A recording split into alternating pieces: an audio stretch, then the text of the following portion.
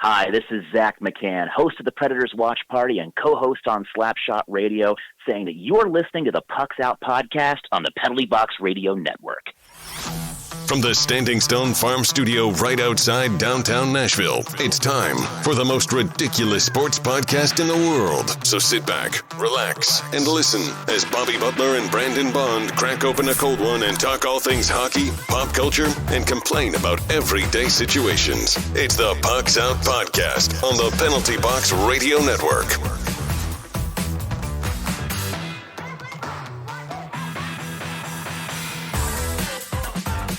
Hey guys, and welcome into another episode of the Pucks Out podcast. I'm Bobby Butler. He's Brandon Bond. Hey-oo. Time to crack open a cold beer. I'm ready, man. I think we've gone special edition today with the Sweetwater 420. Yeah, we got a Sweetwater 420, kind of branching out a little bit from our usual. So how are you this week, bud? Oh, I'm good. I was a lot better when I found out that 420 was the beer of the week, man. Yeah. I'm a big Sweetwater fan, dude. Yeah, I like their what is it? Their blueberry? The blue. Yeah, Sweetwater Blue. I love that Sweetwater Blue. Well, I mean, and probably one you wouldn't like, but IPA lovers love is their standard IPA, which is really good. I mean, probably not for you. I probably wouldn't recommend it. Just so busy and tired. But good. I mean, otherwise, other than being extremely busy at work, it's been nice working from home. Love the commute. Love the commute from the office to the living room. So yeah, that's been a big bonus. What about you, man? I've always worked from home, so I mean, just other than driving out here, been keeping busy. Work's busy. Glad to have you, man. Glad to have you. You know, as I said, I guess it was probably last week or a couple weeks ago, this is the highlight of the week now. So get to actually do something that's not work or sit at my house and watch television. So we got a lot of news. Main one is big Dustin Byfuglien no longer with the Jets. Yeah, I saw that. It'll be interesting to see him out of a Thrasher/Jets jersey. What are your thoughts on? Do you think Nashville should bring him? I guess it would depend on the price that he's wanting to command. Yeah, I mean, it's obviously not about money. He turned down a big contract. I mean, if we can get him for just a starter, like 1 year at $4.5 million. Yeah, I really like what he brings to the table. I mean, as far as he's exactly what the Preds are needing, a big physical presence that, scares people at the sight of them. Yeah, I mean, we've all seen the clip of Byfuglien ragdolling two Preds players. And he did that against Vegas as well. Did it against Vegas, and he's just a guy to not be messed with. And I feel like that's, as we've talked about since we started this podcast, that is just something that the Preds haven't had. They went and tried to get Brian Boyle last year, but Brian Boyle is a little older, and so he was not the enforcer of when he was in his youth, So I mean, we haven't really been able to land that enforcer, and I mean that could be what happens to Buff. I mean, not playing hockey for an entire season. Not playing hockey for an entire season is a long time, especially when you're older and you've aged in your career. So I mean, I don't know. I'd love to see him here if that's what you're asking. Absolutely. Yeah. Price would definitely need to be right. Not that we have to worry about David Poile just blowing money that he doesn't have. So, but I'd love to see him, man. I'd definitely get me a Byfuglien jersey. Oh, hell yeah, dude. And honestly, like even at 35, he's better than some of the I'd rather have a 35-year-old Dustin Byfuglien than a Austin Watson in the prime of his career. Sure. Well, again, because of what they're supposed to bring to the table. I mean, and Austin Watson doesn't bring much. Like he's supposed to be the physical option, but he can't win fights. He's not a good hockey player. He's not a good fighter. He's a waste of space on that roster. Not usually what you want from a fighter is the fact that, yeah. I mean, look, that's awesome that he'll square up with these guys, but like it really defeats the purpose when everybody knows the guy that's going to square up is going to get beat. Yeah. So what we need is Ekholm to step up a little bit more often. Yeah, definitely. But we like to have him on the ice. So, when Watson gets his 5 minutes, those are nice 5 minutes of offense for us. And there's been times that Austin Watson has provided what's necessary from a fourth line player like that. But again, Byfuglien is going to be what you want Austin Watson to be with a little bit more skill in the back end, a position of need. Yeah, for Dustin us. Byfuglien is what Austin Watson thinks he is. Yeah.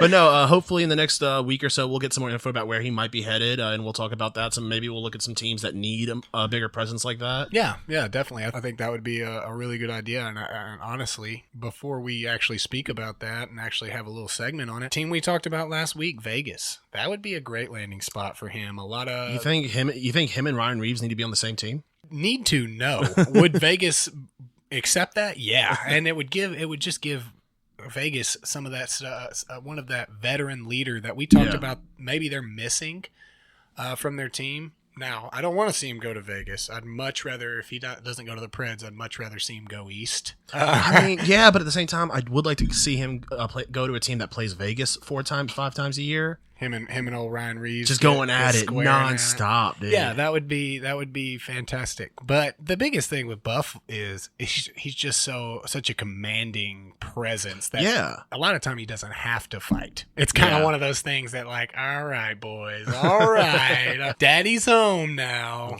But yeah, so moving on. Some other news: Von Miller, he got diagnosed with coronavirus, so that's another player. Honestly, I think the amount of players we see coming out with this, I don't think football's happening this year, man. Yeah, it's going to be tough. And I mean, from the news reports and what many leaders are saying, I mean, if you started up too early, you're going to get a big second wave of basically what we had a month and a half ago. Yeah. And that's, I mean, you really want to be able to avoid that. So we'll see. I mean, it's a lot of money, but I would imagine that these owners have insurance like that for purposes like that, to cover a canceled league year. All right, so before we move on, just a quick update. Remember to find our apparel at whatamaneuver.net. Still no overalls, Bobby, which yeah, I've been a little disappointed in. But but and then don't forget, we're also on YouTube now. Big things going on over there. Want to race to 100 subscribers. So for right now, that's our first goal. Everybody who helps us get to 100 subscribers will be entered in to win a swag bag. And then also, they'll be eligible for all further goals. So we're going to do 100 subscribers, 500 subscribers. And when we hit 1,000 subscribers, there'll be a drawing for free Preds tickets. So make sure you check us out. Head over to our social media, and we'll have a link to our YouTube. Go subscribe, and remember to hit that bell to know whenever new stuff comes out. I know you saw my dope Instagram post. Yeah. Yeah, the Smokey the Bear. Only you can get us to 100 subscribers. So if you haven't seen the Instagram post, now you know. Smokey Bear and us, we need you. We've collaborated on that. And just to let everybody know, I did double check on the legality of me posting that picture. I believe it's pretty much, I mean, it has some copyright style, but it's the federal government. So like, we're not making money off this guy. So I'm cool to invoke him, and you can prevent forest fires, but you can also prevent us from not having 100 subscribers on YouTube. So just keep that in mind. And also coming up later in the episode is an awesome interview with Zach McCann. Yeah, I'm excited from Slapshot Radio. To hear about that. Yeah, it's gonna be a fun interview. We're gonna talk a little bit about that afterwards. Yeah, he plugs a few of his current projects and what he has going on. So. But now it's time to move into Team and GM Grades Part 2. This week we're covering Arizona, Edmonton, Vancouver, and who else we have? Calgary, yeah, going up north. Yeah, so and to Arizona. Yeah. So before, why don't you start us off with a little coverage of Arizona? Yeah, I mean, we've talked a lot about Arizona over the course of these 4.5 months that we've been doing this podcast. Surprisingly enough, we've talked a lot of Arizona hockey, which doesn't even happen in Arizona. So, I mean, that's pretty impressive. So we're going to kind of go over the same information that we went over for the teams last week. Players over $7 million for Arizona is just one, Ekman Larson. And, I mean, I would say playing up to his contract. Yeah. Maybe not the biggest point scorer or goal scorer, offensive defenseman, but providing a lot of defense and a lot of stats for Arizona.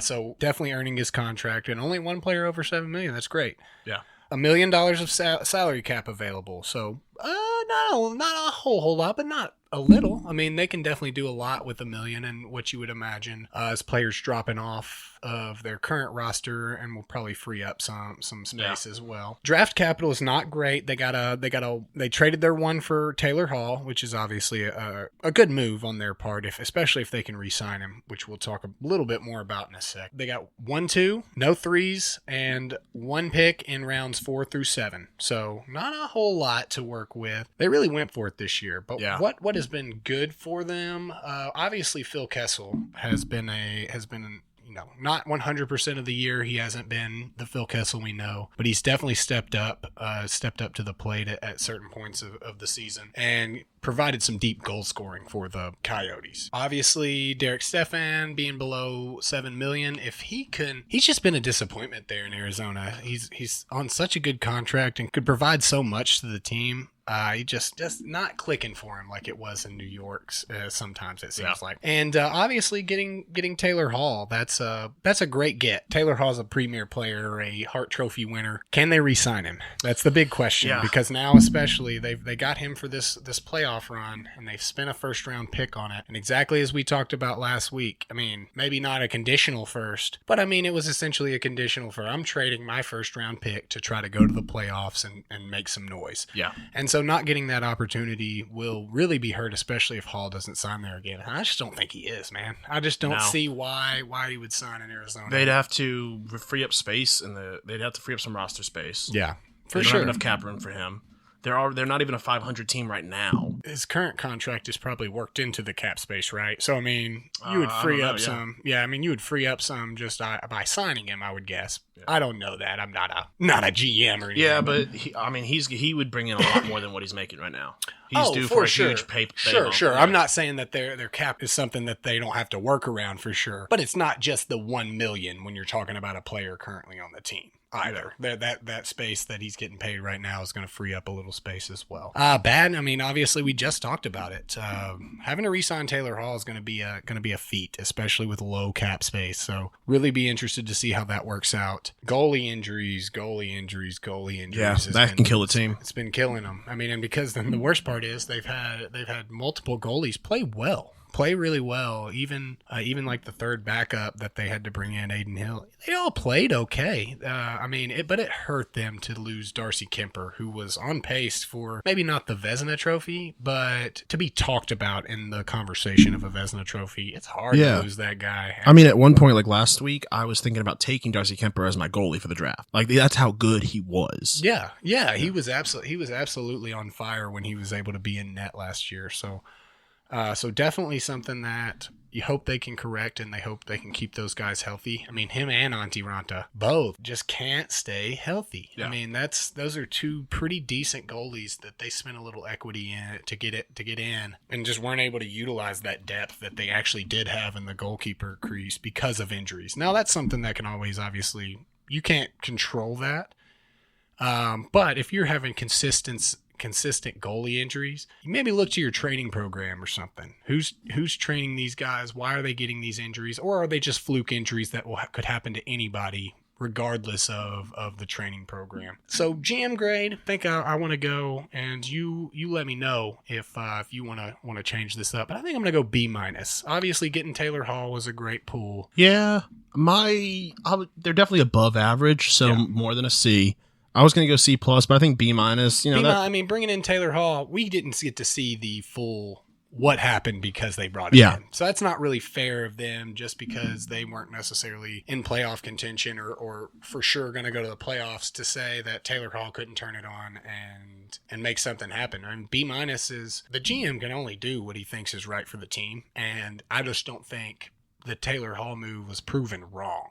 You know, I don't think it's enough to get him into the B or B+ range. But I mean, Arizona, he's going for it, and so that's something that Arizona needs. They need to get on a win streak and get their fans and their fan base in Arizona rallied around this team. So I feel like it's just something that he had to do. He had to go for it. He had to make the move. So let's go B- for the GM grade. But I say team grade is definitely going to be a C for me. I'd go D. D plus.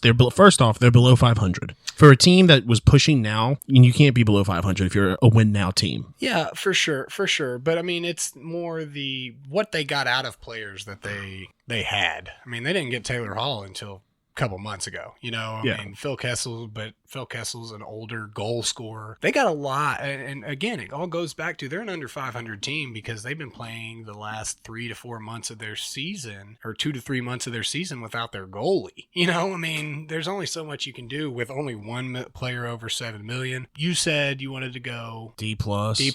Let's split the difference and go C minus. That works. C minus grade on Arizona. So for their team. So I think so now we're going to move over to Edmonton. They're a good team. They've, when you've got McDavid and Draisaitl over there, you can't not be good. So, players over 7 million, obviously McDavid at 12.5 and Draisaitl at 8.5. They only have 480,000 in cap space available. Not great, but they're in a win now mode. I think, the draft capital is not very good. Because the season got canceled, they had a lot of considerations that they're going to get screwed now. One of the considerations was James Neal didn't score 21 goals. So they lost their third round pick. He had 19 goals when the season came to a pause. That's one of the things we were talking about last week. And that sucks. You never know. Yeah. They have a first round, 2, 3, or 4, and then 1 and 5, 6, 7. Well, one of the good things they did, when this is, more of a coaching change than GM, but the splitting up of McDavid and Draisaitl into 2 different lines worked wonders for them. Well, it worked wonders for 4 other players. They went from having one of the top lines in the whole entire country to having 2 of the best lines in the country. Yeah. I mean, I would say the biggest beneficiary of those lines, the swapping of those lines and keeping those 2 guys apart, got to be RNH, right? Because, I mean, he's still young, but he's just had so much hype to this point and just really have never pushed through. And it's funny, we all gave you a lot of hell in our really deep keeper league with these guys that wear us out all year. Everybody gave you a hard time for taking RNH in the first or second round, and it really turned out to be a pretty good. Yeah, my really first 2 picks were him and Robin Leonard. Yeah, and Leonard didn't look as good of a pick at the beginning, but it turns out it was it ended up being a really good pick for you. The thing is, we just get our asses handed to us every year. It really humbles us. It does. Those dudes have lived. I mean, most of those guys are from Canada and places like that, so like they live, eat, breathe hockey, and we're just some guys from Tennessee. Who also live, eat, and breathe hockey. Well, now we do, but they were born into it. Yeah. They're essentially Bane of hockey, okay? And we're just like the Batman in this instance. We weren't born into hockey, okay? We grew into it. We loved it. I would say a B across the board. B for the team. Honestly, maybe even A minus for the team. Yeah, I'd say A minus. A minus for the team and B, a solid B for the GM. Is there a letter grade higher than A plus for Leon Draisaitl? I think it's called S. Yeah, for super. He this year he was an S tier player. Yeah, for sure, no question about it. So, B across the board. I would say you were more right. A minus or B plus at least on the team grade, and B's fine on GM for me. I mean, they had a lot of undetermined chances that they had to get a pick or something like that through conditionals. So I think that's not a bad call. So, all right, let's move over to Vancouver. What do you got for us? Players over 7 million. Tyler Myers, he gives you what he gives you. I mean, I would say he's not a huge offensive defenseman, but he provided a lot to Vancouver's back end this year. So not a bad player, but lots of cap space. That really bodes well for them. $3.8 million this coming season. Draft capital's not great, but that's beside the point because they've had such good draft capital these past few years, and we'll talk a little bit about their youth in a second. But for draft capital, they traded their 1 to New Jersey for Blake Coleman, a conditional pick. If the Canucks don't make the playoffs, it goes to a 2021 first. So it looks like, pending some different information, it looks like they will have their first round pick this year. Cool. Because they weren't even in position to make the playoffs as we sat. They were 3rd in the wild card, 4th in the Pacific. They were actually straight up 69 games, 78 points, just like the Predators. But I think we had the head-to-head win against them, so we had that second spot.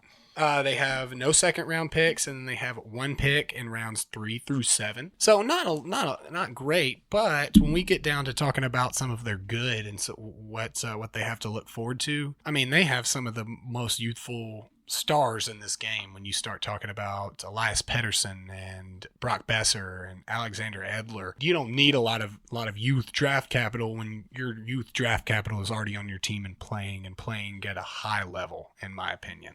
Some of the bad was they were very streaky. They were at one point when we were talking about them first in the Pacific, and you told me, oh, well, Vegas has got this locked up now that they did this coaching change.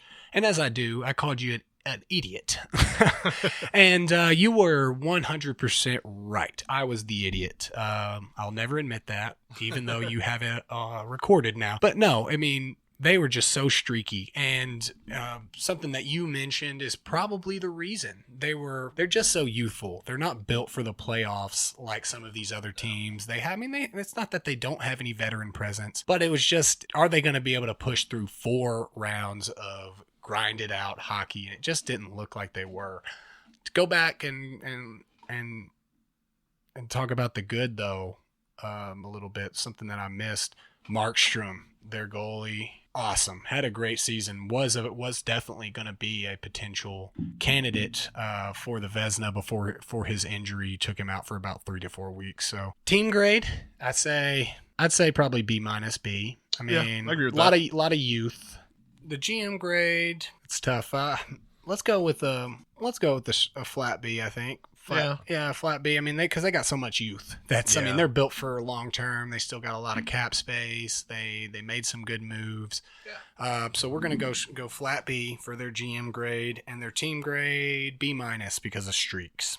Yeah, being streaky, but they were still right there. I would even almost say C+ because they're just outside the playoffs looking in. Okay, C+ it is. I mean, they're tied for a playoff spot, to be fair, but we're going to go C+. You're a strict grader, man. You're like the Russian judge.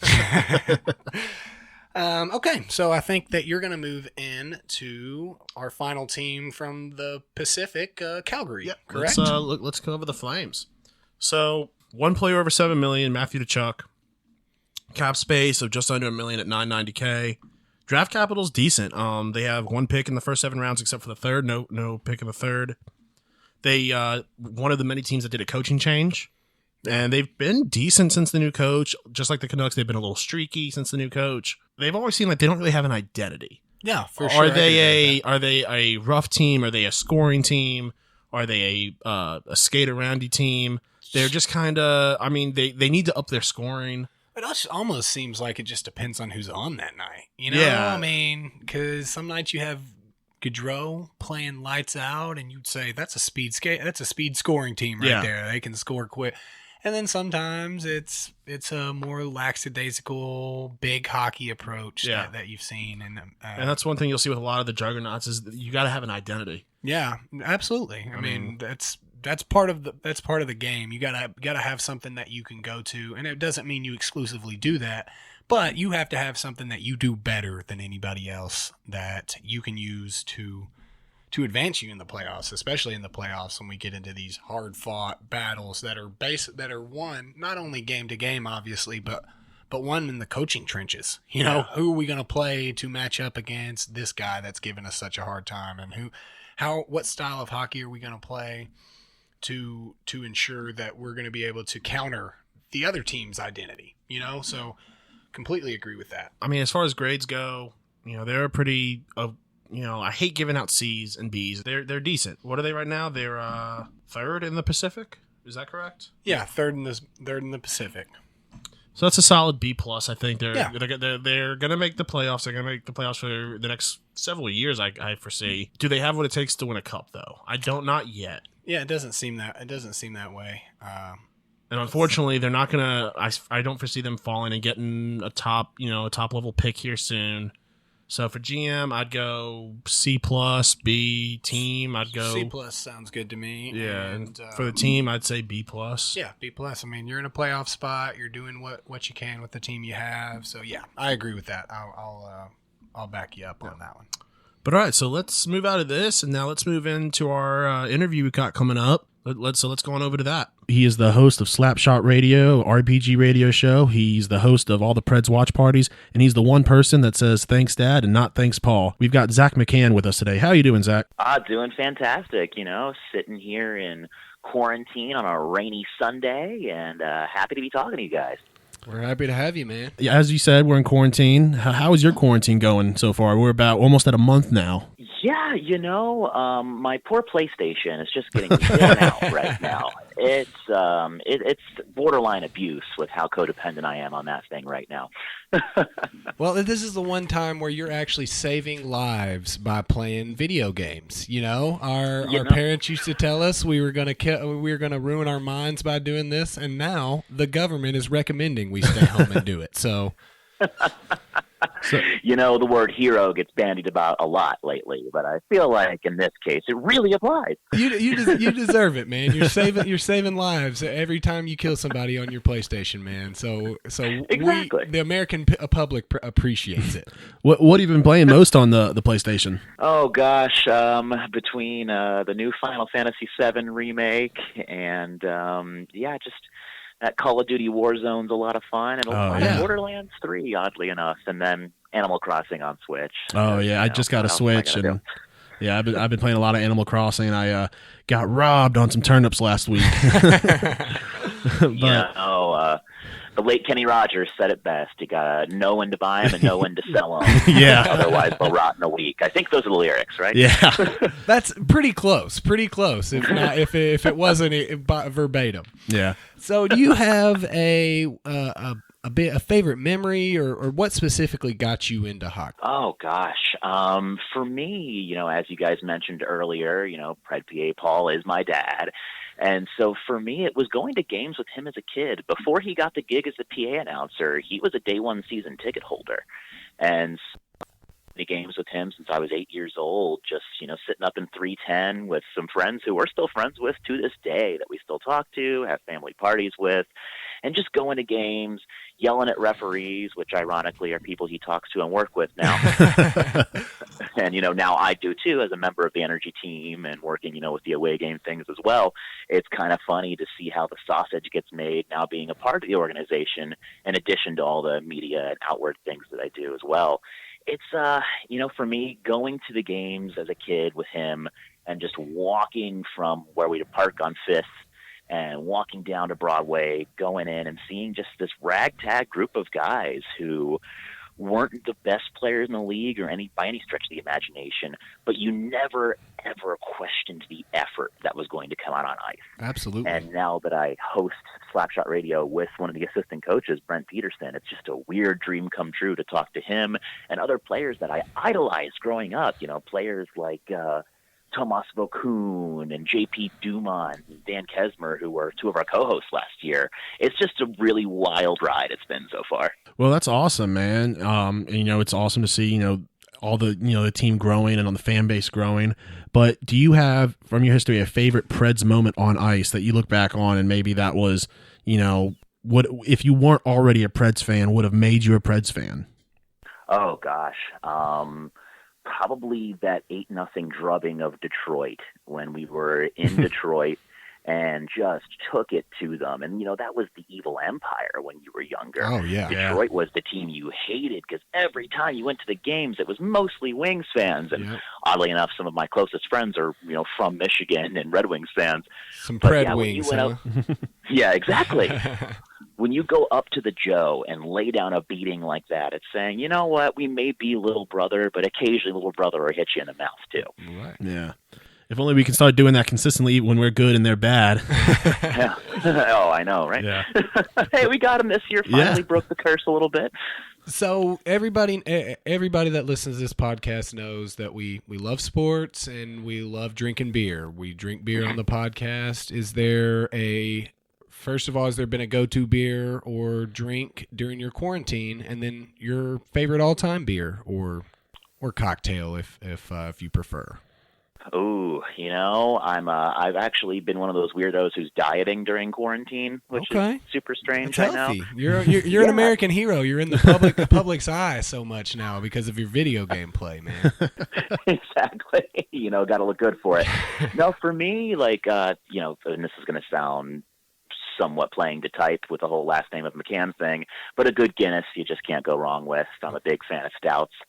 And other than that, yeah, usually the darker the better when it comes to beer. If it's borderline food, then I'm into it. Man after Bobby's heart. Yeah, I'm the IPA guy. He's the stout and dark beer guy. So yeah, that's pretty much all I drank. I think it was almost feels like a decade ago now. Brandon and I were watching the World Cup, and he told me to get some beer, so I got us a pitcher of Guinness. And he loves to do that to me because my number one all time favorite beer is a free beer. I'm not questioning a free beer. So I will sit there and drink Guinness with him if that's what's been provided.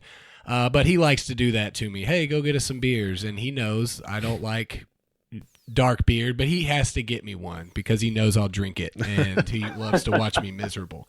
Yeah. Well, when this all ends, we got to all get a pitcher of Guinness, and I'll watch you suffer too. Okay. Hey. My rule is I'm not going to put any money on it, but I'm not going to turn one down either. So exactly. Yeah. In September, hopefully in September, with this quarantine, you never know. Me and the family were going to go back to the motherland in Ireland and put back some Guinnesses, but it looks like that might not be in the cards anymore. Now, to be fair, I have heard if you're going to have a Guinness, that's how you have to have a Guinness. So if I ever go to Ireland, I most certainly am going to have some Guinness while I'm there, in the homeland of Guinness, for sure. Oh, you have to. And it's funny because I actually lived in Chicago for 5 years, and one of the bars that I used to frequent had a they said it was the closest thing you could get to Guinness except for being in Ireland, because they had the correct tap that you have to have for it, because you have to have a special tap for Guinness. You have to have special lines. And I got to say, there's a difference. There is a very key difference. Oh, yeah. I've heard that. Like, if you don't keep the lines clean in the Guinness, it's not very long until it's a bad beer, you know? Mm-hmm. So you're also the host of RPG Radio Show podcast. Why don't you tell the fans a little bit about what that is and how it got started? Absolutely. So in addition to all of my things that I do inside of hockey, I actually was a professional actor for 12 years. That's what I studied in college. That's what I still continue to do and dabble in a little bit as well. And with some friends from college, we all used to do theater together. And in addition to being colossal theater dorks, we were also colossal regular dorks. They were big fans of Dungeons and Dragons and all that sort of gaming. And it was a thing I got into as I started working professionally, because it essentially was creating a character and just acting in a fantasy setting. So one of my friends, Dan Storm and Luke Hatmaker, had the idea to hire actors and create a Dungeons & Dragons podcast with superb audio quality that focuses on character work and have these actors build this world in addition to what's been laid out. So it's almost like a live improv show of people creating characters and living a story through an audio drama in the rules of Dungeons & Dragons. And so they created the RPG Radio Show, and I play Gavin, a essentially Irish human who steals and throws knives. It's great. That's awesome. Yeah, that sounds really awesome. I'm actually kind of a closet nerd and always thought about trying to get into something like that. Yeah, I'm the same way. I've always wanted to play Dungeons and Dragons, but obviously, I just didn't have the friend group for that. They weren't really into that. And maybe now as an adult, maybe this is it. Yeah, I would love to get into trying Dungeons and Dragons one time. I watch. I don't know if you've ever heard of Team 4-Star on YouTube. Mm-hmm. They do a big Dungeons and Dragons thing, and I also watch a channel called Dropout, and they do a Dungeons and Dragons thing, and I'm always super interested in that. So I might start listening to more of that show and kind of getting into it. But Please do. It's a really, really fun time, and we really try to focus on, instead of, we actually cut out all of the dice rolling, everything like that. You're going to hear numbers. We cut out anything where we're explaining rules. So it really functions like a story. So it's almost, here's a bedtime story for you to hear before you go do something else, or throw it on in the background. And yeah, we're having a lot of fun with it. So please check us out. Follow us on Twitter, RPG Radio Show. Check us out. Check out our website, Patreon, all that fun stuff. So Slapshot Radio, how did that get started? How did you get that started up?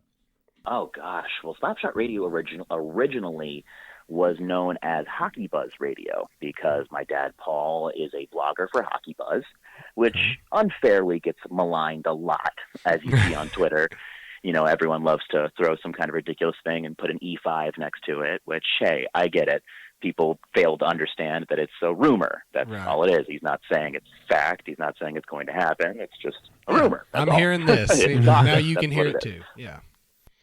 And so it actually started as Hockey Buzz Radio, and my dad and Pete Weber became kind of the hosts of it when it became Slapshot Radio, and they worked together for 10 years hosting that.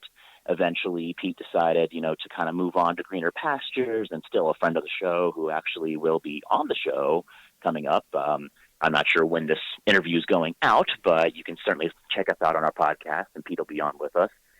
And essentially, Dad decided to kind of keep the show moving, went through a few different co-hosts, and this all happened when I was living in Chicago. So when I decided to relocate back to Nashville, I was kind of getting into hockey statistics and getting more and more into the game. And he said, oh, why don't you come on and kind of talk about a few statistics? And just, natural chemistry took over. And eventually it led to me becoming a full-time co-host of the show with me, him, and now Brent Peterson. Do you think he brought you on because he's always going to have the upper hand on you? He can always just overrule you and say, no, son, I'm so sorry. This is the take that we're going to have. That actually it's funny because they really love winding me up and just kind of letting me go because I'll wax poetic about anything really, but it's awesome. And we don't try to play up the father-son dynamic too much either around the organization or even on the radio. But yeah, working on something with your dad is cool because I'm very tight with both my parents. My mom's a professional photographer. She takes all of our headshots, does everything like that. And then working with him through this, it's just been a dream come true. Well, yeah, especially since it seemed like your dad was such a big part of you getting into hockey. So that's, on top of all the stuff that you're getting to do and being able to also do it with your dad, that's a cool thing. That's awesome. So before we get into some pop culture stuff and move out of hockey, the Preds have had a very turbulent year this year. Do you think that realistically, if it looked like they were going to get in the playoffs, that they actually stood a chance at beating some of the juggernauts of the West to make it to the finals? Realistically, they would have matched up against either the Knights or the Blues in the first round, and I like our chances against either of those teams. Oh, yeah, I'm the And same way. Yeah, if 2017 taught us anything, it's that you can never count a team out.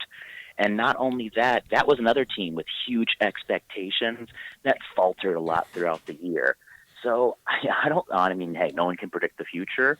But at the same time, you look at this Preds team, the talent level, I don't think there has ever been a more talented Preds team that has ever been on ice. Whether they live up to that talent and that potential, that's a whole other thing. But at the same time, you look at the heater that UC Saros was on.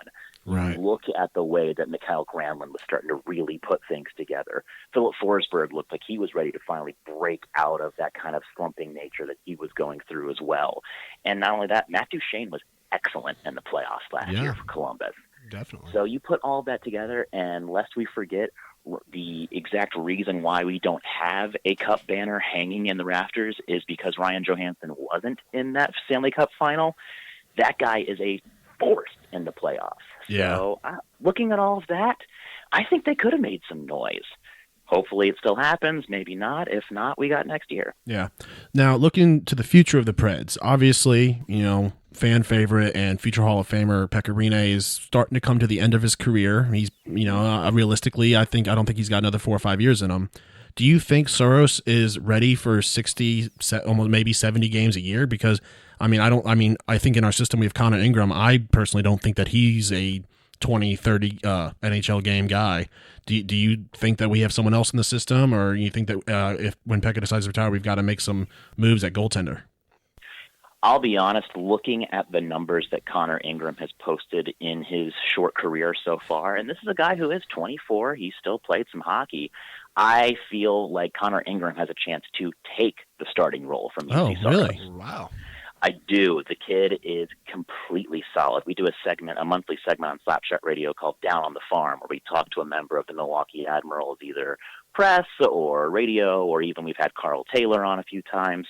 And the word on Connor Ingram is just sterling praise.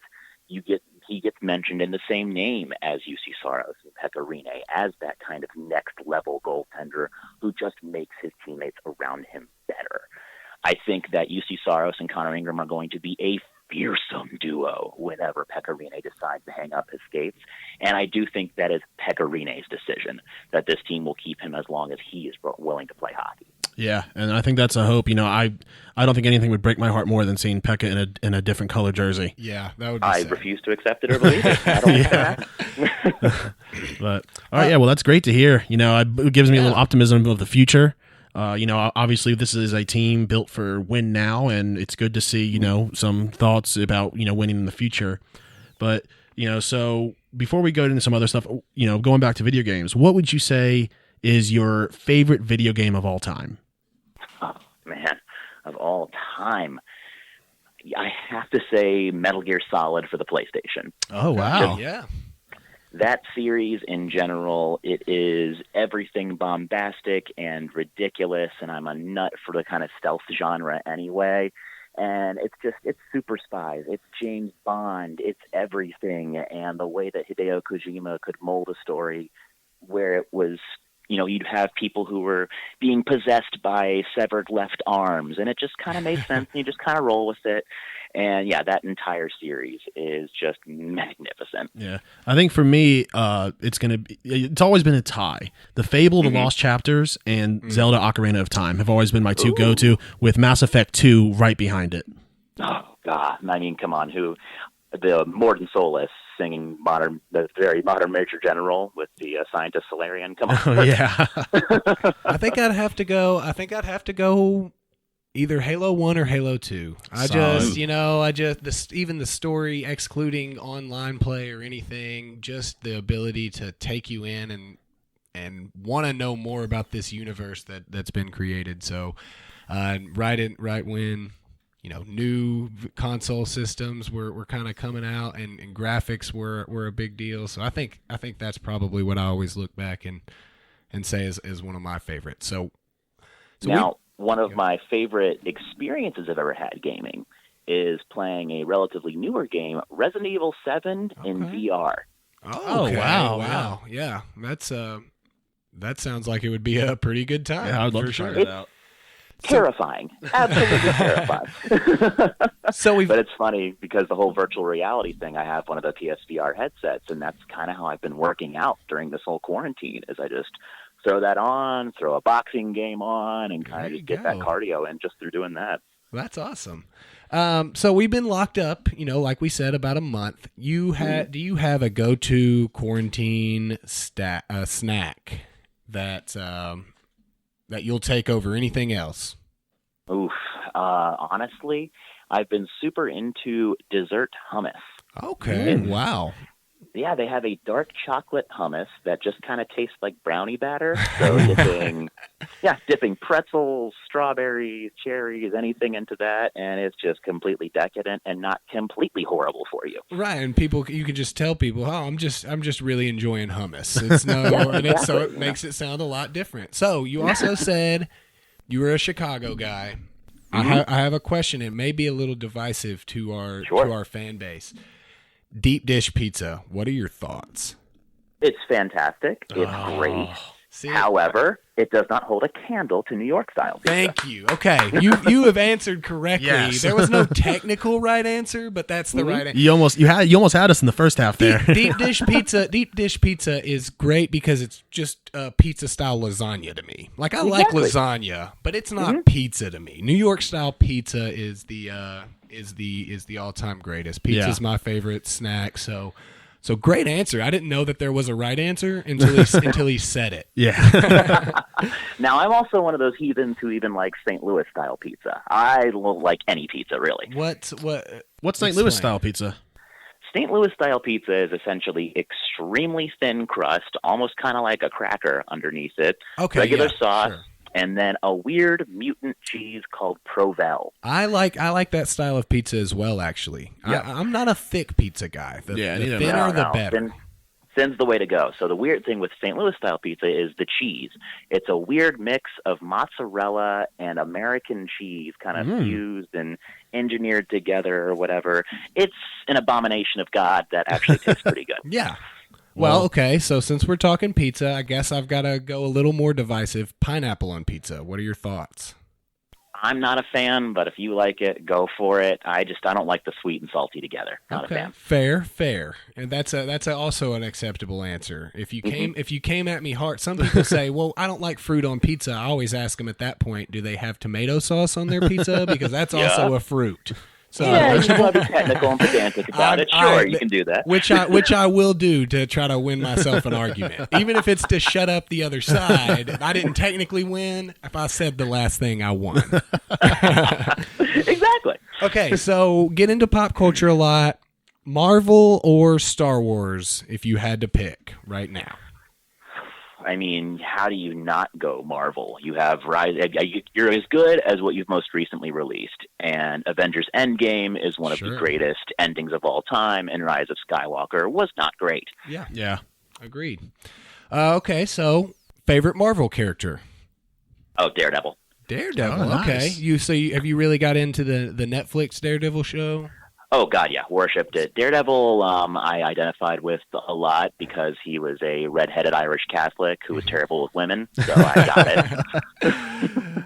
All right, everyone. This has been host of Slapshot Radio, an RPG radio show, as well as the host of the Preds Watch Party, Zach McCann. Zach, it's been great talking to you, and enjoy quarantine, man, and have a great Sunday. Stay healthy, and thanks so much for having me on. Thanks, Zach. We appreciate it, buddy. All right, guys, welcome back. That was a really good interview we had with Zach McCann. Covered a lot of things. Make sure to check out his Slapshot Radio's RPG radio show. Yeah, dude, I'm super excited about that RPG radio thing. Yeah. That sounds so cool. You know, I mean, for such a closet nerd like Yeah. myself, it just sounds awesome. So it was awesome talking to Zach. Got to get some Guinnesses with him soon. Yeah, got to get Guinness with him soon. And I mean, how did he get that answer, the pizza question answered correct? Yeah. There wasn't even a correct answer. So, I mean, that's impressive. But there was, apparently.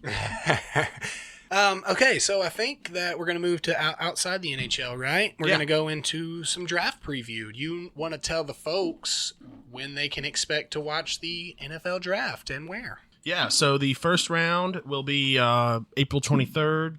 Looking forward to it, man. Yeah, looking forward to I think we were going to not do a full mock draft, but I think obviously Joe just wanted to Burrow talk is to a couple. Yeah, Joe we just Burrow's wanna going first. Who do you number 2? The Redskins. Do you think they're Chase taking, Young? Yeah, no question. That's what I'm thinking. No question. They would be dumb not to, unless they can somehow trade to like 4, maybe with Miami. If Miami wants to move up and get their guy to 5. to 5. Miami's 5. It's Bengals 1, Redskins 2, Then Detroit, Detroit New York, 3, then New York and Miami. So obviously New York probably doesn't want to go get a quarterback, but Miami may want to. And I don't think they're taking Tua. I think they're going to take Justin Herbert. I've heard that too. I just don't see you taking. I mean, I'm not a Justin Herbert fan. I don't think that he is going to be a quality NFL quarterback. I wouldn't spend a top 10 capital pick on him. Personally, if I was Miami and you didn't want to go up and get Tua, then in my opinion, you spend that capital on either I say, Isaiah honestly, Simmons or I would take Tristan Wirfs. Wirfs. You need an O lineman. I think the Chargers really need a quarterback. I think the Chargers are going to take Tua at 6. I'm what's his name? Thomas, and it's Anthony Thomas, I think. Andrew Thomas from Andrew Georgia? Thomas, yes, that's it. He's fallen a little lower, but I think folks are a little higher on him than I think he's the best tackle in the draft to maybe not to just slide in to a left tackle spot. Maybe Wirfs is probably that better tackle to immediately come in and play left tackle. But I think that Thomas is going to be an overall better long-term pick, which is what you're looking for when you're picking a left tackle. So personally, I don't see how Isaiah Simmons lasts past pick 6. No, I think he's going to New York at 4. You think so? I think that's not a bad idea, but do they want to work on their offensive line? I mean, maybe. I think they have I don't even know how their offensive line is right now. Jeff Okudah, best cornerback in the draft. You think he's going to Detroit at 3? Yeah. They just lost Darius Slay. I think that there's... I think that's where he's going. And honestly, if I was New York, I would even take Derek Brown. Yeah, I mean, such a presence. War Eagle, too. That's a lockdown defensive tackle. I think that they'll probably let him go, but I don't think Derek Brown's going past 8. No. As far as how I'm looking at it. Where do you think 2 is going? Let me ask you that first. Either 5 or 6, man. Yeah? If I had to put money on it right now, I don't see how Miami... unless they royally screw up, pass over Tua. So I'm going to say 5. I think that San Diego's going to try to move up somewhere. Okay, so yeah, if San I Diego think moves San up, Diego's then I think gonna- San Diego takes them. I think San Diego's going to try to either move into the Redskins spot, but I mean Chase Young won't still be there, and they'll still want that, or maybe be able to move into New York's spot, and because New York doesn't need a quarterback, they don't have to worry about that, unless they really want Isaiah Simmons, in which case they got to stick at 4 because he ain't going to last much longer than that. Yeah, especially if the Chargers move in front of the Dolphins. Now, what you're saying could be true. The Chargers could move in front of the Dolphins and get Tua, and then the Dolphins still got their guy as Justin Herbert, and that may be the case.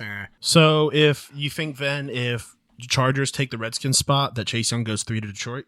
I don't think that the Redskins are going to give up that spot if that doesn't mean getting Chase Young. Okay. In my opinion, if that makes any sense, I just if they can work out a way to make it work.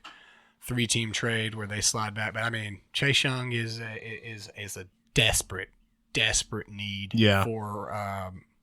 for the Redskins right now. Pass rush is always a desperate need for everybody, no matter how many great folks you got. So I just if the Redskins do move back and it's the Lions on the clock at 3 and Chase Young's still out there, I think there's no question that you got to go Chase Young. Yeah, I mean I'm of the opinion that obviously we've talked about this. I think Trevor Lawrence is a better NFL prospect than Joe Burrow, but I think Joe Burrow is a great enough NFL prospect that you can't pass on him at 1 there. Yeah.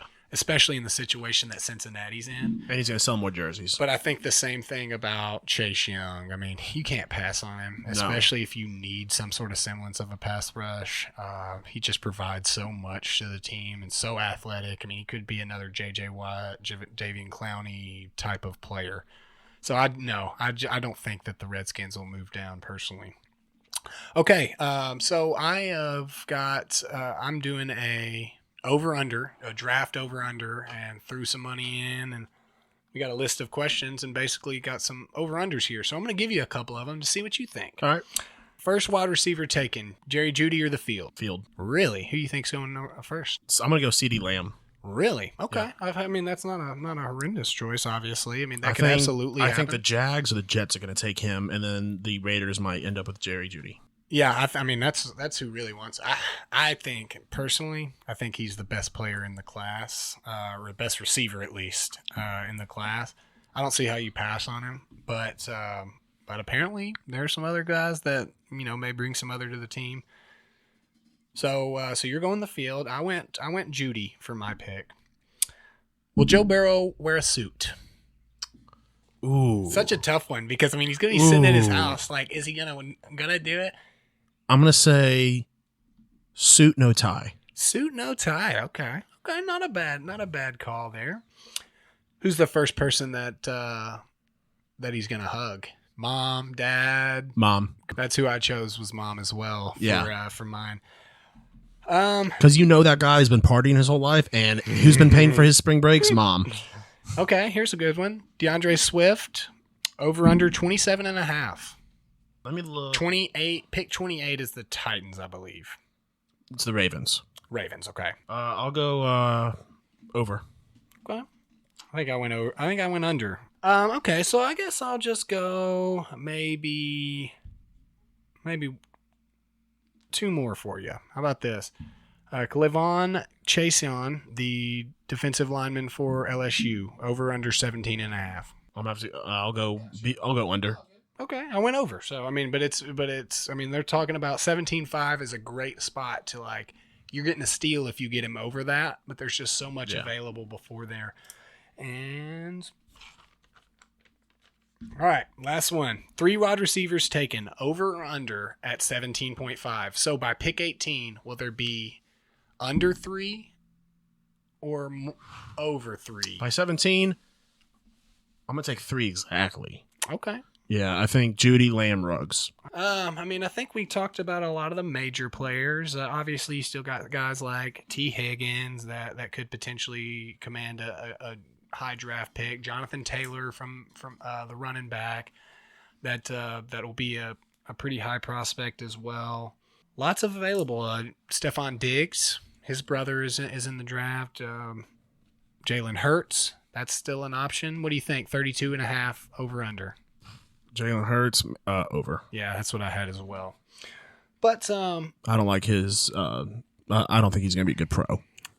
Me either, actually. I just don't. I never see it really happening. thought that he was. He was a great college player just by what he brought to the team, but he just never seemed like it was going to translate for me. No. So we are. I think that. Is there anything else you wanted to bring up draft wise? No, man. Yeah, It's going to be a good covered. time. It's going to be interesting to see how they do it. We'll talk about it. We'll maybe go through and do some quick draft grades or something along the lines. My next question week. is, who do you think the first head coach that has to reset his router is going to be? Ooh, what a great. I think there's a clear winner here. I want to see if you agree with me, though. I don't know who you're thinking about, but maybe like Andy Reid. Yes. Yeah, it's got to be Andy Reid. Well, and he's not going to be able to see it because his walrus mustache is Well, gonna you get know in the he's gonna way.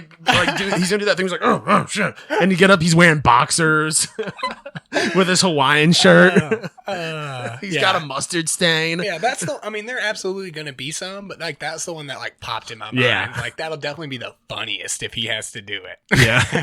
But I think realistically, it might be like Matt Patricia, and he gets like overly pissed when it happens. Or even better,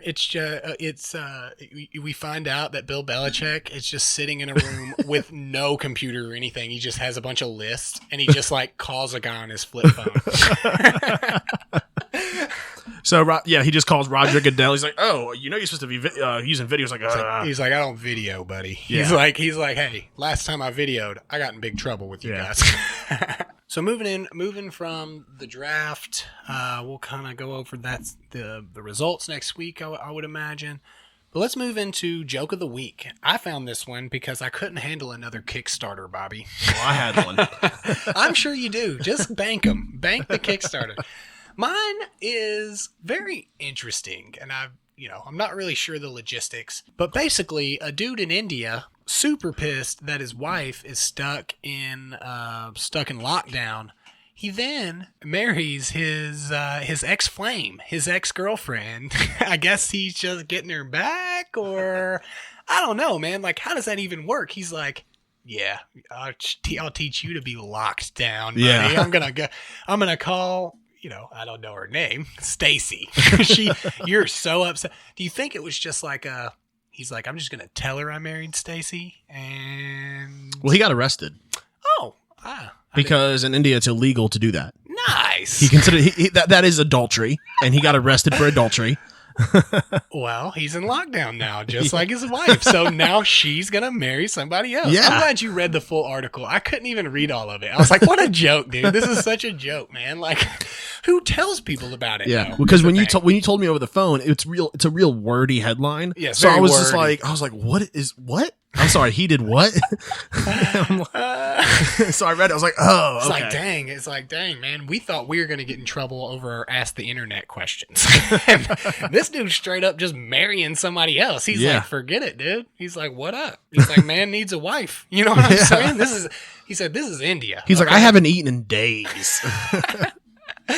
They're like, sir, like you know, like you There's have so- all this stuff in your fridge. He's like, yeah, like I know how to make that. Yeah, He's like, there's only so many hot pockets a man can eat. I'll tell you who does know how to make all this stuff. My girl Cindy.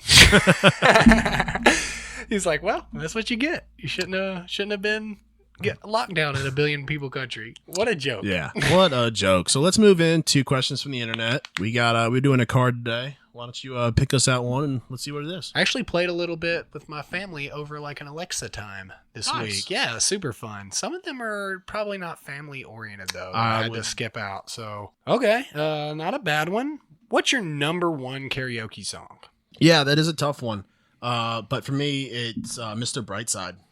Oh wow, that was interesting. I mean, obviously, great song. I'm not Yeah. bashing the song. Just interesting choice for you. Yeah. Man. I mean, That just seems like more of a song that you sing when it comes on, not necessarily a karaoke Well, it's both. song. So yeah, I wanted to do it in when we were in New Orleans. When I think what was it, the Cat's Eye? I'll usually bail on you when it comes to like. It's not like I'm embarrassed or anything. Obviously, people know me. Well, we were there, and you were drunk, so you were there, and you were down to do it, or at least down to go to the karaoke bar. Sure. That's more. I mean, mostly I just hate going to karaoke bars. So when you convince me to go to a karaoke bar, again, it's not embarrassment on my part. I'll sing whatever, dude. I really could care less what anybody thinks. I mean, it's just like not my thing.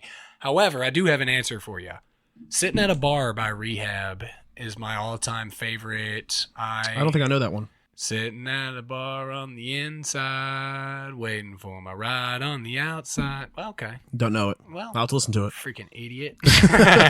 No, that's my jam. So, and I know when it comes on and I've been drinking, I have to sing it all, and I include the rap part.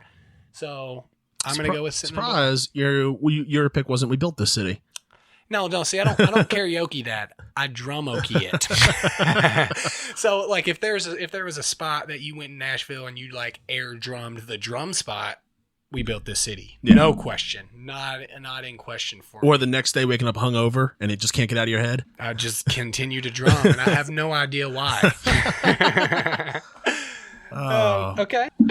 All right, so let's move into what are you binging, bud? What are you binging? Okay, so my what are you binging is Fresh Off the Boat. It's got Randall Park and Constance Wu, and essentially the story is of this Chinese family that's moved to America and originally lived in D.C., but the story takes place when they moved to Florida. He wants to open up essentially like a Golden Saddle, like a cattleman's ranch is what the place is called, but it's this Western style.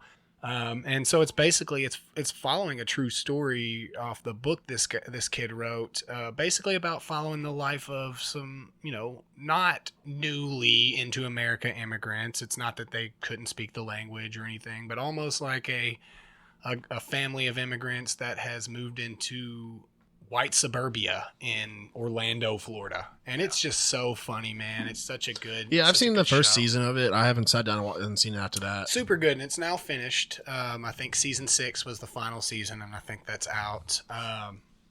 But as much of a jerk as Constance Wu was about she was really upset about having to come back for season 6. She was really hoping that it would finish on season 5, and kind of showed her ass a little bit on Twitter. I remember seeing that. Yeah, and it sucks because and I get it. She wanted to be a part of her project, but this show has really lifted up your career and given you more opportunities.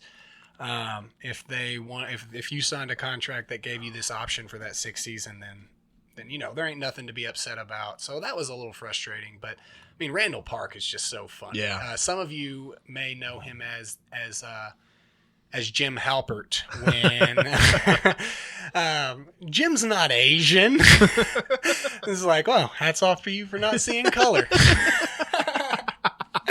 And he absolutely killed his role in Ant-Man and the Wasp, dude. He was so funny in Ant-Man and the Wasp about just basically as a federal agent that's making sure the Ant-Man is staying in the house. Yeah. And just so funny. Kind of based off a true story, so it's kind of funny in that way. So that's what I've got for my show. What are you watching? Always Sunny in Philadelphia. I'm getting caught up. It's such a good show. I just watched the one where the heat wave, where Dee has those plastic shoes and is walking to go get the ice.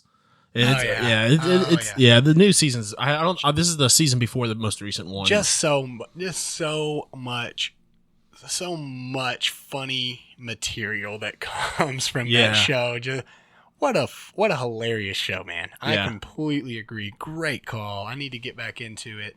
And it's one of those shows that you can just start it up anywhere, and it's all good. Well, for my drink, we actually did the pickup carry-out special from tailgate yesterday. 2 pizzas, 2 6-packs, and I got some Southeast IPA. But I've been pairing it with a little bit of horse racing binging because not watching the horse racing necessarily, but FanDuel has horse racing app now that you can bet on horse races that are constantly happening. So I've been binging that quite a bit. But it's awesome. On the app, it'll let you watch the post live. And so Are they still doing horse races right now? Yes, because but nobody. I didn't know if you were betting on old horse races. I'm like, hey, buddy, I got something to tell you. They're stealing your money. No. It's currently happening, but there's no fans in the stands or anything. So it's like just the horses, weird. no jockeys. No jockey. They just they hope the horse goes into the post appropriately, and then they let him run.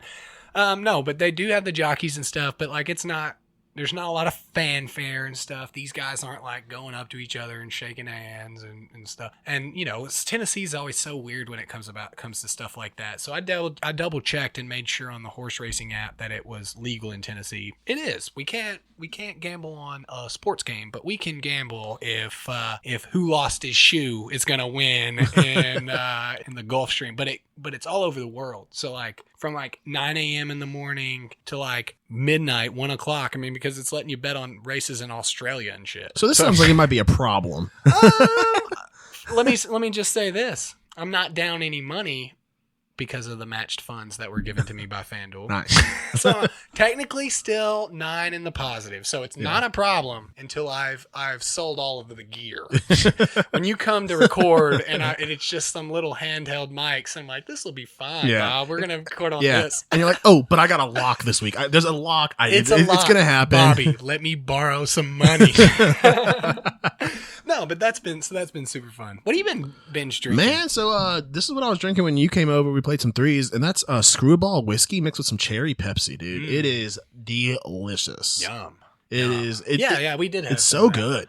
Well, yeah. I mean, obviously, I turned you onto that Screwball whiskey, which I love. I mean, you can just pull that straight up. But and Megan likes it now too. She mixed it with some. Loves she it? mixed it with like some cream and some Kahlua. Well, it's so good because it's peanut buttery enough for people that don't like whiskey or bourbon to like it, but it's not overbearingly peanut butter to where that's all you taste for people that are bourbon fans.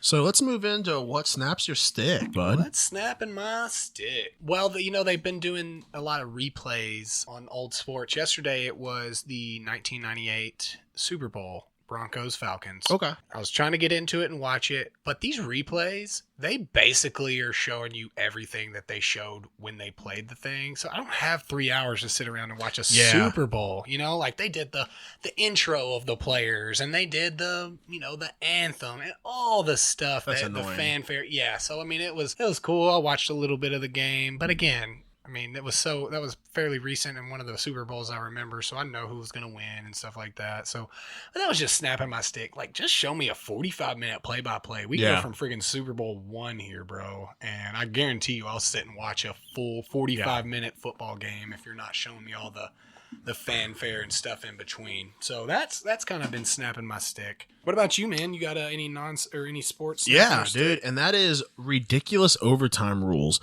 And here's the thing. When it comes to overtime, there are 2 sports that do it right. That is the NHL and baseball. Everyone else somehow overcomplicates it and screws the pooch. When I'm watching a sport, football should not have a sudden death. Like hockey, can do sudden death. Hockey is the kind of sport where you can do a sudden death overtime. Football is not. Right. Football, you should just play, especially in the playoffs. I get in the regular season you have to, you can't. These guys can't have, but in the playoffs. You play another quarter. Really, I think in the regular season you should just play another quarter anyway. Yeah. Just maybe a 10-minute quarter and see. And if it goes to a second overtime, maybe when it gets to overtime 3, then you just start kicking field goals. You know my thought process on it. There ain't nothing better than college football overtime, dude. I don't like that, man. 25 yards. But see, it's the hardest part of sports is scoring within 25 yards. And then that's what you have to do. Come and show me that you can do the most difficult thing in sports when somebody knows exactly what you want to do and what you have to do. I know you hate it. Obviously, a full quarter would be better, but ain't nobody going home complaining after a college football overtime. And Because really, it's the everybody had their NFL shot. that really somehow screwed the pooch on the overtime rules. Yeah, but they don't care. It's the biggest thing. I mean, they're already pushing 4-hour games, so it's hard to justify. So my non-sports, big truck guy. Now, I'm not going to get into specifically just big truck guys. Okay, I'm not here to. This podcast is released in Nashville, Tennessee. I'm not here to alienate 98% of our audience here, Bobby. But what does snap my stick is that big truck guys that can't drive a big truck. You know, they're on the interstate and like you don't got a lot of room on the interstate lanes when you have 6 tires wide on your F-350 that's jacked up and you know cars can fly under it. So if you decide you wanted to jack your truck up and put big tires on it, and man, that's more power to you. I enjoy things. However, if you decide to do that, then you can't drive in multiple lanes because your truck is too big. You should have just not had a big truck if that's a problem for you to drive appropriately. And crossing lanes is super dangerous and it's super annoying. So big truck guys that can't drive big trucks, or when folks say, oh, I can't park this here, well, then you shouldn't have drove to this place if you can't park your vehicle, because that's a big part of driving things is like, then when you need to get out of it, you need to park it. And so if you can't park your vehicle, then, I mean, I don't really know what to tell you. I hope I'm not offending you, but you understand that you need to be able to park your vehicle, right? That's a pretty standard practice when you drive. Yeah. So big truck guys that can't drive, you're snapping my stick. Yeah, I'm with you on that. What about you, man? Outside of sports, get us closed out. You don't really do Twitter. No edit button on Twitter. It is obnoxious. And recently I was tweeting from the pod and there was an error in there and I had to put another one to correct it. And it's just annoying. Just add an edit button on Twitter. Yeah. It especially because here's the thing. If you mess up real quick, you can go back. But I had done it and then like it was like a minute later and I realized we already had about a dozen likes on it. So yeah, that's always snapped my stick is no edit. And it's just such an easy thing to add. So what did you learn this week, bud? I learned that you don't think Jerry Jeudy's the best receiver in the class this year, or at least not the first off the board. Man, and here's the thing. I don't pay enough attention to college football to be immersed in it. I'm kind of just going off intuition on that one and gut. Sure. Well, that's the best. I mean, I've watched Jerry Jeudy play a lot of football being an SEC football fan. You see what I'm saying? So my bias is just as big as yours. Yeah. You may have an external view that I'm not seeing. I'm a Big Ten guy, so you know, but I don't watch much SEC football. Wow, I can't believe we made it 12 whole episodes, bro. This is it. Close her down. Well, hey, I used to be ACC, but I'm Big Ten now because that's where Maryland went. You're disgusting. Yeah, I learned that Big Buff is much better than Austin Watson, which I've known for a while, but the fans learned that today. Oh, also, big shout out to Zach McCann again. Yeah, thank you for coming in. It was great talking to you, Zach. Great talking to you, buddy. But all right, guys, this has been Pucks Out Podcast, and we hope to see you guys next week. So make sure to check us out on social media. All right, guys, see you later. Peace.